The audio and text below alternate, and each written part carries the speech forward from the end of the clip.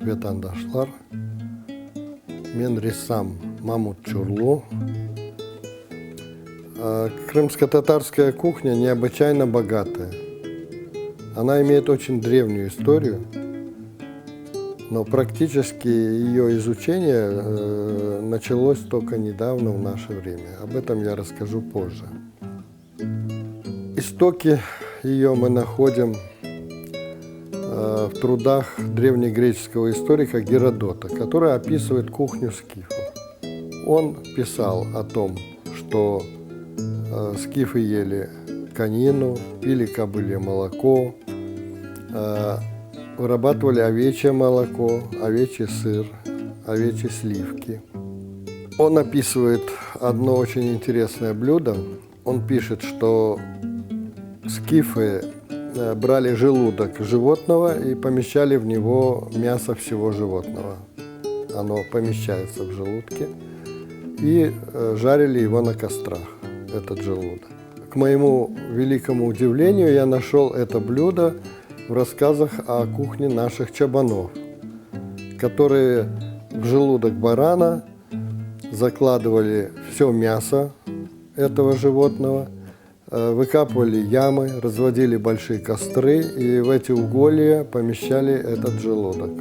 Засыпали угольями, засыпали землей и таким образом готовили аналогичное блюдо, которому уже 2500 лет. Потом я обнаружил, что у многих тюркских народов тоже есть такое блюдо.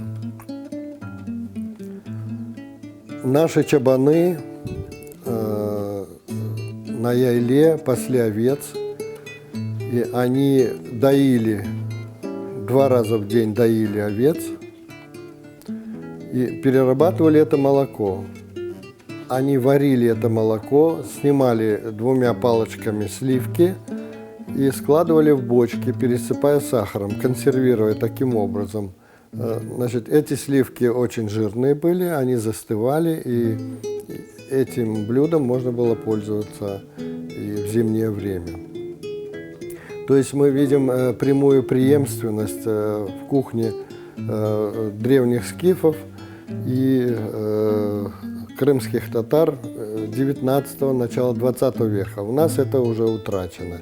Конину у нас тоже ели степные татары. Кумыс у нас производился в Крыму.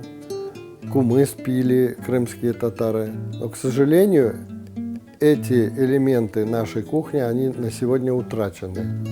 Возможно, мы когда-нибудь сможем их восстановить. В нашей кухне есть одно блюдо, которое я считаю, что вообще одно из древнейших блюд мясных в истории человечества – чабан-кебаб. Это пластинки мяса, которые жарятся на угольях. То есть это блюдо, которое не нуждается ни в какой посуде. О кухне крымских татар мы знаем по описаниям путешественников. Начиная с 17-18, в основном 19 века, этнографы, путешественники вели свои записки о быте, нраве крымских татар. И встречаются вкрапления, которые посвящены крымско-татарской кухне. Это записки, которые описывают нашу кухню снаружи.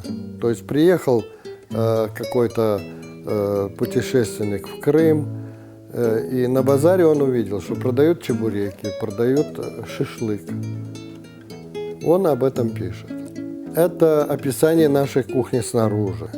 Оно достаточно краткое, потому что когда мы сегодня погружаемся в нашу кухню и начинаем узнавать эту кухню в семьях, обращаться к книгам, которые существуют уже у нас, изданы были в 20 веке и вот в 21 веке, мы видим очень большой перечень блюд.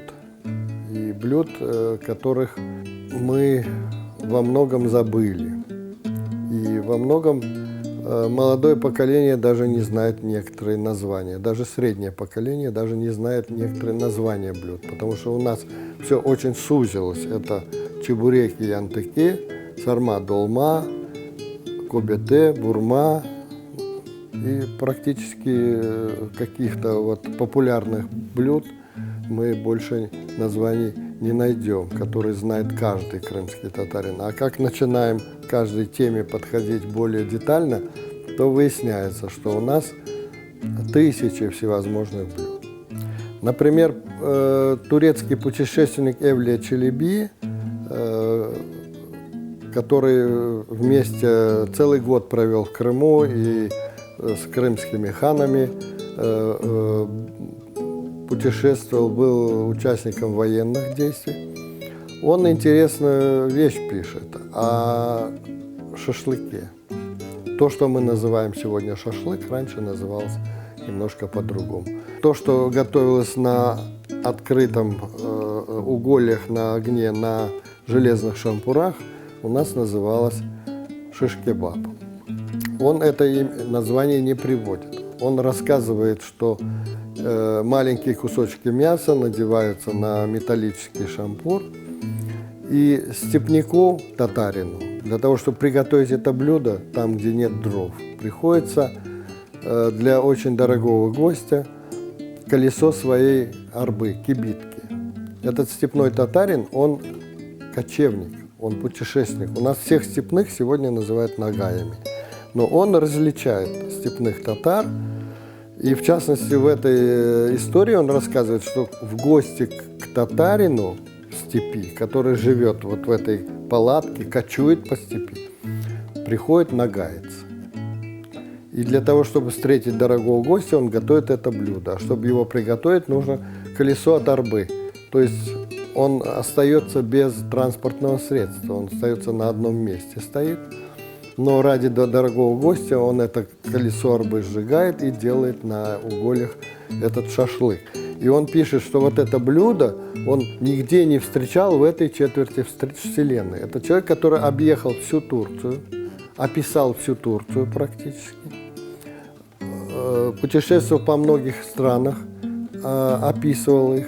Он говорит, что до этого блюда, такого вкусного блюда он не встречал нигде.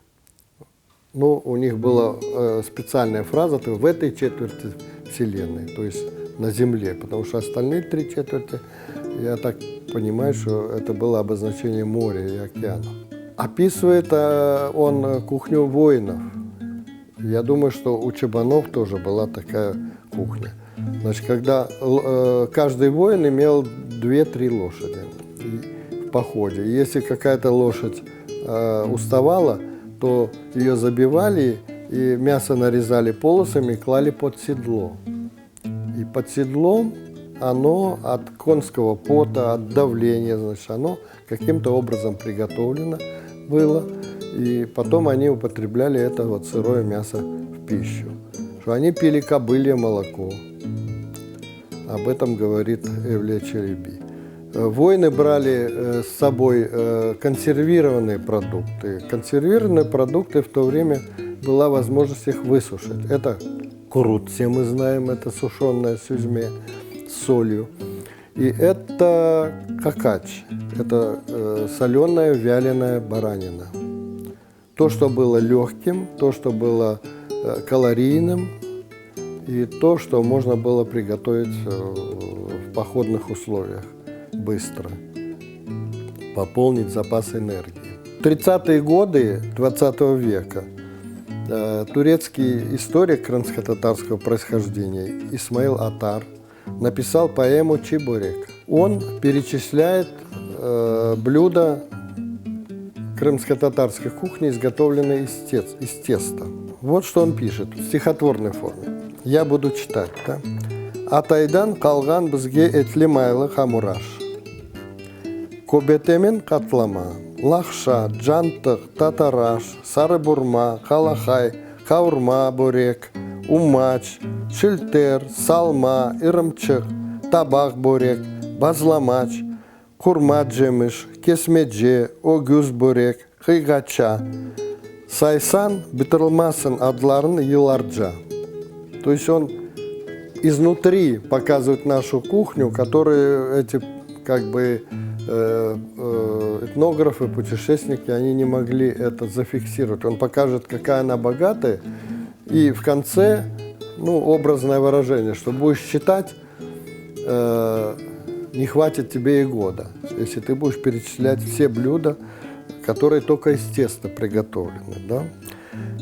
Башында буларын келе кутлу чебурек. Здесь он выделяет чебурек как самое знаменитое крымско-татарское блюдо. Действительно, это так. Сегодня это брендовое блюдо крымских татар, которое известно уже на всем постсоветском пространстве, во всяком случае. И что он пишет об этом блюде? Бала чага, халкымыз, саглам, акыллы бола. Не иш көрсе болдурмай, кене де кучлу хала. То есть это результат питания чебуреком. Почему? Потому что крымские татары, которые живут в Турции, в Румынии, они не говорят чеберек, как у нас литературная форма этого слова, или чебурек. Они пишут чебурек. И вот на эту тему есть исследование, вот во втором томе «Традиционная культура крымских татар», там есть статья о чебуреке, что это слово состоит из двух корней. Чи-бурек. Бурек у степных татар – это мякоть мяса, а чи – это сырой, общее слово для всех крымских татар. Чебурек, который жарится 45 секунд, я специально с секундомером замерял это в чебуречном, это время, мясо остается полусырым. Оно получает минимальную термическую обработку, освобождается от паразитов и в то же время сохраняет все полезные вещества, которые содержатся в сыром мясе. Например, в дикой природе хищники питаются только сырым мясом, и этого им достаточно, они не болеют цингой. Северные народы, которые питаются сырым мясом, им не нужны фрукты, овощи, корнеплоды для того, чтобы не болеть цингой. То есть там есть весь комплекс витаминов, который дает человеку вот эти качества, о которых он говорит, что наши дети, наш народ бывают здоровыми, если они едят постоянно чебуреки, умными, какую бы работу они ни делали, они не устают и остаются в полной силе. То есть он перечисляет те качества, которые дает человеку употребление этого блюда. Я считаю, что это совершенно гениальное блюдо, и оно достаточно уникальное, да, в истории кухни.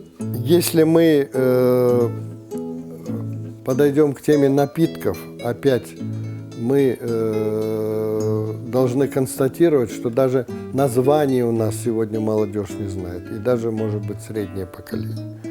Потому что это буза, язма, хошав, кумыс, пекмес.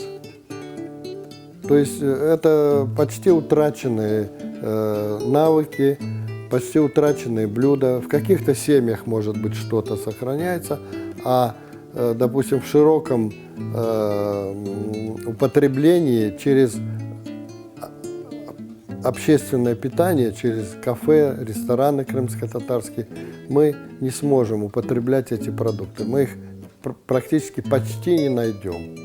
Есть первые какие-то попытки, и это вселяет надежду, что эта часть нашей кухни будет восстановлена. У нас есть замечательная книга Беляла Мамбета «Крым-татар Емеклер». Здесь 1150 рецептов.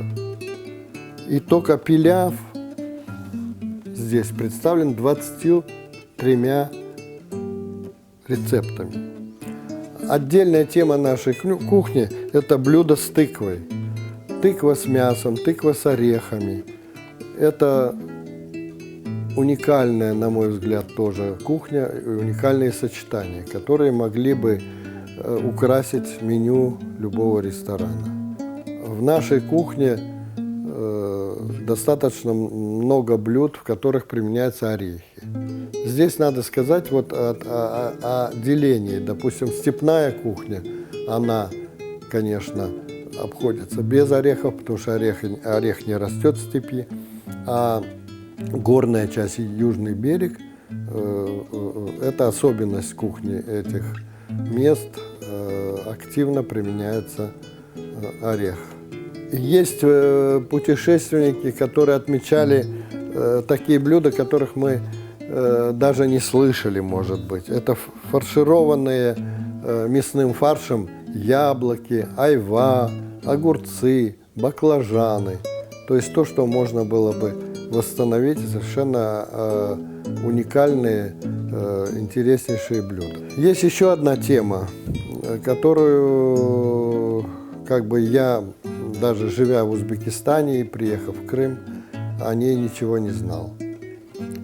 Однажды, будучи в 2011 году в Узбекистане, я посетил базар в Ургуте.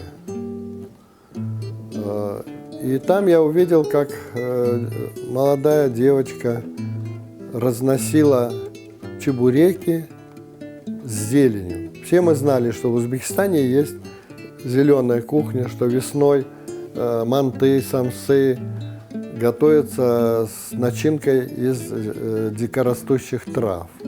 Я впервые увидел чебуреки, которые точно так же вместо мясного фарша содержали в себе зелень.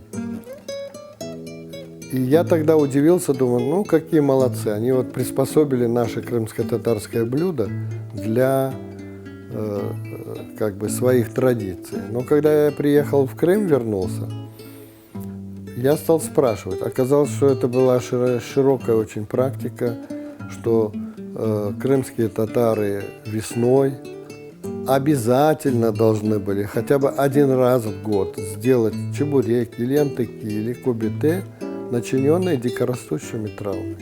Эта тема очень интересная.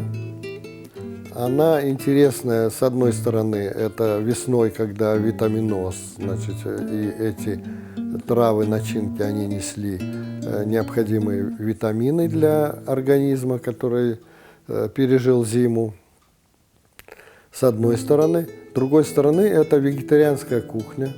Наша кухня имеет очень много вегетарианских блюд, которые мы могли бы составить отдельное меню и даже отдельное кафе. Это масса блюд с фасолью, с тестом, с тыквой. И туда же могли прибавить, значит, блюда с зеленью.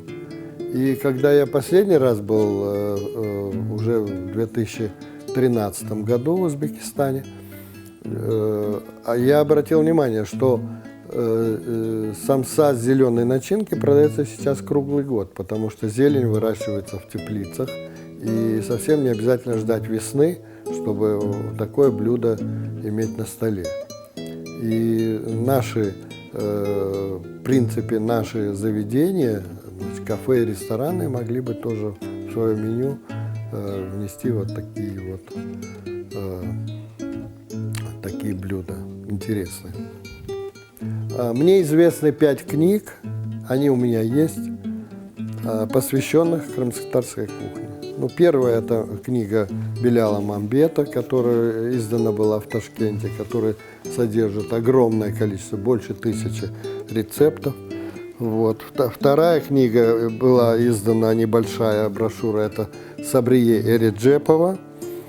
Здесь в книге Сабрие Эриджепова 81 рецепт.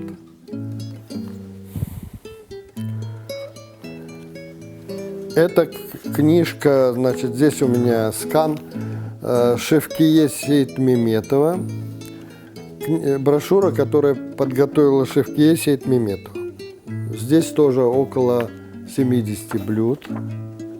Из последних книг это киевская этнограф, которая написала свою диссертацию на тему «Свадьба крымско-татарская», она написала книгу на тему крымско-татарской кухни. И снабдила ее не только рисунками, не только рецептами, но и этнографическими зарисовками всевозможных. Она очень много ездила по Крыму и записывала этнографические материалы у наших старожилов. Вот. Последняя книга – это хорошо иллюстрированная книга евпаторийского исследователя крымско-татарской кухни Рустема Ибадлаева. Здесь в ней, в этой книге 87 рецептов, а в книге Алены Соболевой 48 рецептов. В 2018 году группа этнографов, любителей, мы издали первый том сборника статей «Традиционная культура крымских татар», где мы начали свои небольшие исследования, и в том числе крымско-татарской кухни. Вот в этой книге есть 2 статьи Эдие Мустафаевой о хлебе и о том, как пользовались фуруном, как он был устроен, каким образом им пользовались. И в этом же сборнике статья Рустема Скибина о том, какая керамическая посуда была разнообразной для хранения продуктов, потому что на кухне нужно было иметь инструментарий. И то богатство продуктов, которые использовали крымские татары, это мясные, молочные, зерновые, овощные, они требовали определенной тары. И здесь в его коллекции собраны были все виды, и здесь каждый может найти информацию о том, какая была посуда и как она использовалась. Значит, в 2020 году мы издали 2-й том этого сборника. Здесь немножко больше исследований о кухне. Здесь этот сборник начинается с статьей Илины Аметовой о таком продукте, который называется бекмес. Это фруктовый сок, вываренный до состояния сиропа. Такой своеобразный татарский мед, татарский сахар, как его называют исследователи, который заменял сахар. И который производили горные прибрежные крымские татары и обменивались со степными на животноводческую продукцию. В этом сборнике статья Айше Меметовой о ритуальной похоронной кухне и моя статья о чебуреке. Значит, некоторые моменты из этой статьи я уже озвучивал. В этом же сборнике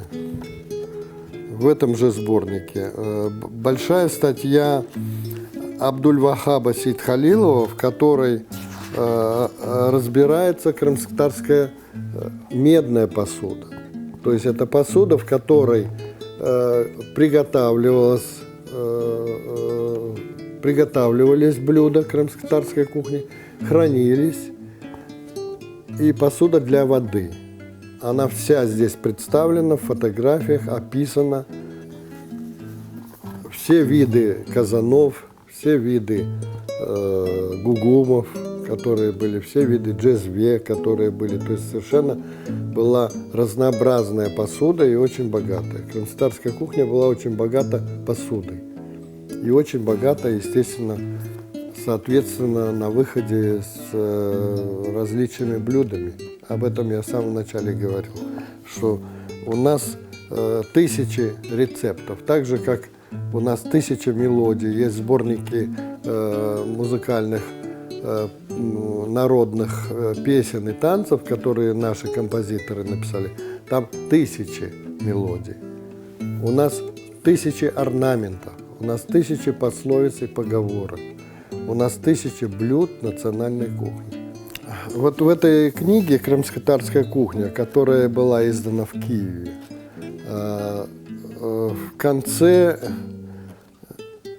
этого сборника есть раздел, который называется «Развитие крымско-татарской кухни».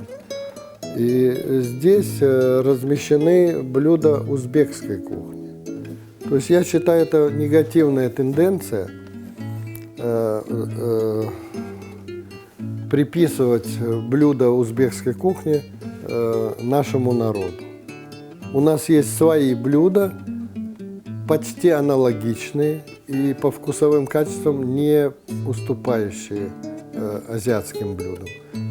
Когда мы приехали со Средней Азии, нужно было выживать. И мы привезли сюда элементы узбекской кухни, таджикской кухни.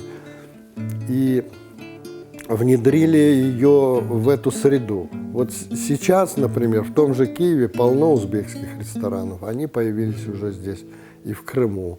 То есть я думаю, что это не совсем правильная конкуренция.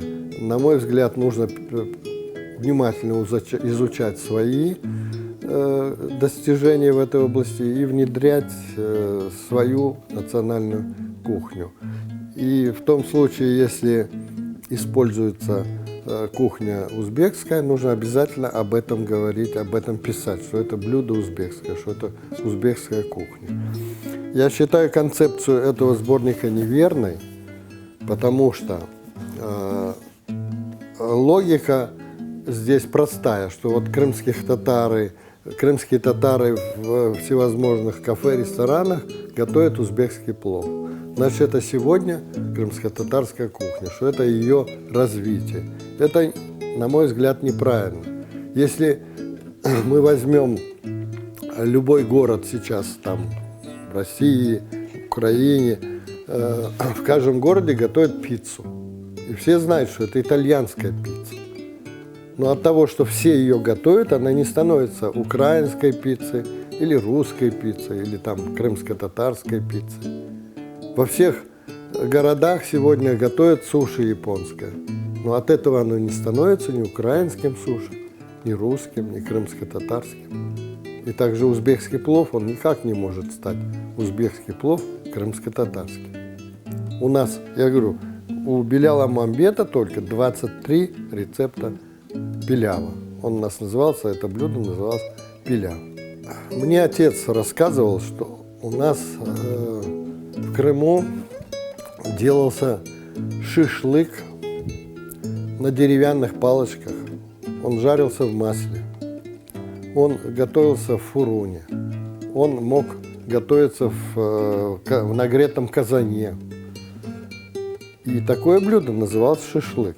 А то, что делалось на металлических шампурах, над открытым угольями нагретыми, это называлось шиш-кебаб. И на старинных фотографиях мы видим, что во всех городах в Крыму шашлык делали на коротких деревянных палочках в казанах с маслом. Это совершенно забытое блюдо, которое дало, именно это блюдо, слово шашлык дало название этому блюду немножко другому. Значит, это шиш-кебаб, который у нас в Крыму назывался еще до войны. Сейчас стали называть шашлык, так как это слово перешло в языки очень многих народов, оно перешло от крымских татар. Слово «шиш» иранского происхождения, оно означает колючку, вот, а лык, окончание, говорит о том, что то, что на колючке, то есть то, что на этом шампуре деревянном. И это тоже забытое совершенно наше блюдо, которое никто даже не знает, что такое было. Мы видим только на фотографиях. И вот спасибо отцу, что он мне рассказывал вот такую вот историю. Узбекские блюда – лагман, шурпа, дымлама, плов, самса, манты – они все имеют крымско-татарский аналог, и которые по вкусовым качествам не отличаются. Например, и даже лучше. Вот отец меня учил делать шурба по-крымски. Оно намного вкуснее, чем шурпа узбекская. Те же наши янтыки, они не хуже, чем самса. Наша бахлалы лахша. Добавьте немножко туда овощей и мяса, это будет лучше, чем лагман и вкуснее. У нас есть рецепты бувлама, то есть аналог дымламы. Наш народ очень подвержен влиянию. Немецкий этнограф Ната Финхайзен, которая в 1928 году приехала в Крым, в Бахчисарай, для закупок предметов быта для своего музея берлинского, она побывала на крымско-татарской свадьбе. И она была в мужском отделе, где мужчины до войны еще как бы отдельно были, женщины отдельно. И она с удивлением обратила внимание на то, что наши мужчины танцуют марш Буденова. То есть спасибо нашим музыкантам, конечно, они сохранили наш фольклор, и вот это вот наносное, модное, оно исчезло из нашей музыки. Но в кухне мы подвержены такому подражанию, которое мы даже не замечаем сами. Например, у нас татараш и юфахаш готовились из квадратных кусочков теста, которые складывались в треугольнички. Или была еще одна форма, когда все 4 угла вместе защипывались. Это называлось бохчачак. Сейчас все лепят пельмени. Пельмени – это блюдо, пришедшее само название угро-финских народов. Это волжская кухня, сибирская кухня тех тюркских угро-финских народов, которые там живут. И я думаю, что это как бы наше блюдо, оно уникальное по своей форме. Допустим, юфа-каш уникальна не только по форме, но еще и по содержанию и подаче. И я думаю, что к этому надо возвращаться. Мы, художники, каждый год собираемся у меня, вот я живу на даче, на природе, и цель нашего сбора – обсуждение наших проблем. Но мы обязательно каждый год делаем реконструкцию какого-то старинного блюда. Мы начали с чебурека, для которого мы муку мололи на ручной мельнице, как это было раньше, каменной ручной мельнице. Жарили чебуреки в старинной тава, медная тава. Жарили на смеси масла топленого с бараньим жиром, как это было раньше. Сегодня во всех кухнях используется подсолнечное масло. Это не очень полезное масло. На нем, на сыродавленном масле жарить нельзя, потому что его температура задымления 180 градусов. Чебурек жарится при 200 градусах. И для этого используется рафинированное масло. Но диетологи не советуют вообще использовать рафинированное масло. Вообще в пищу. Что оно не годится. Но если его используют для жарки, то его через какое-то время надо выливать. Потому что оно приобретает какие-то предельно ядовитые качества. Кроме того, что его вообще нельзя в пищу использовать. То есть вот этот момент здоровой пищи, который был раньше у нас, который из определенных компонентов все это составляло, то сегодня у нас утрачен ради скорости, быстроты, дешевизны, удобства. Я думаю, что должны быть какие-то элитные места, где можно было бы попробовать чебурек, приготовленный по всем канонам качества, чтобы он был из рубленого мяса, а не перемолотого, передавленного в мясорубке. Чтобы чебурек был размером, классический размер чебурека – это 1 ладошка. Вот размер ладошки. Таким был раньше чебурек. Сегодня эта тенденция, чебурек как блюдо, которое очень активно развивается, оно очень популярно. Есть чебуреки, я говорю, 3-го формата, 4-го, 3-го формата. Сегодня можно заказать чебуреки с картошкой, с сыром, с помидорами и даже с бананами. Это блюдо, которое действительно это развитие крымско-татарской кухни. То есть это популярное блюдо. Вот. И я думаю, что мы бы, крымские татары, не проиграли, если бы мы сделали что-то типа Макдональдса по всему миру, чебуречный по всему миру, определенный стандарт. Вот. Но для этого нужно выработать вообще стандарты для каждого блюда крымско-татарского, найти самых лучших мастериц и их приемы, их способы обобщить сделать определенные стандарты, которые обучать на мастер-классах, обучать в специальных школах национальной кухни. Я, когда был в Турции, с одним интересным туром, мы изучали этнотуры в самой Турции, как организованы. Нас привели в дом Эскендера, который изобрел очень давно такое блюдо, как эскендер-кебаб. Это блюдо популярное во всей Турции. Существуют эти заведения эскендер-кебаб, которые, ну, типа Макдональдса. И что я удивительно обнаружил для себя.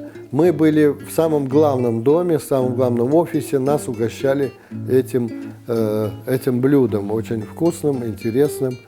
И когда мы подъезжали к Стамбулу уже со стороны Бурсы, мы остановились поужинать в придорожных кафе, и я увидел снова вывеску «Эскендер-кебаб». И я решил проверить. Значит, вот это вот то, что было в основном офисе, насколько оно соответствует тому, что в этой забегаловке. Оно было идентично, один в один. То есть там был некий стандарт, который делал это блюдо очень вкусным, популярным и везде абсолютно одинаковым. У нас есть очень много мест, где продают чебуреки, люди, которые не умеют этих чебуреки готовить. Они не знают этих каких-то элементарных вещей, что там должно внутри находиться. Вот. И для этого я думаю, что нужно как бы объединить усилия общественности, неравнодушных людей, чтобы начать какую-то работу в этом плане. Вот. Инициаторами этого могут быть наши там кафе, рестораны. Люди неравнодушные должны присоединиться к изучению нашей кухни. Вот у нас пока что статьи по кухне делают художники. Хорошо, если бы к нам присоединились другие люди неравнодушные, которые собирали бы вот эти народные рецепты, которых очень много, каждого блюда. У них масса всевозможных нюансов, всевозможных вариантов в каждом селе, названий разных. То есть это увлекательнейшая тема. Вот собирая информацию о нашей кухне, я находил очень интересные, уникальные совершенно рецепты. Например, я узнал, что на Южном берегу, там, где вот дома были с плоскими крышами и были большие вот дымоходы, делали, опять же, вот из этого желудка бараньего, наполняли его мясом и подвешивали его в эти дымоходы до 3 штук. И мясо там вот это вот в желудке, оно коптилось. Это была копченая баранья. Я также, значит, слышал о том, записывал о том, что у нас была конская колбаса, которая тоже в дымоходах опускалась, она коптилась. Она была у нас копченая. Сегодня мы делаем узбекскую козы, вареную, по узбекскому рецепту, но у нас колбаса была копченая. У нас были различные виды колбасы, которые делались из бараньих кишок. Вообще из бараньих кишок делались различные блюда. Это тоже целая отдельная область нашей кухни. Куда ни прикоснись, везде удивительное открытие получается.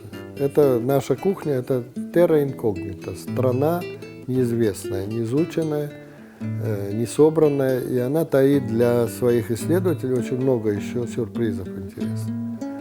Например, вот сейчас в интернете я выложил несколько блюд интересных. Янтыки, и есть майлы, янтык, есть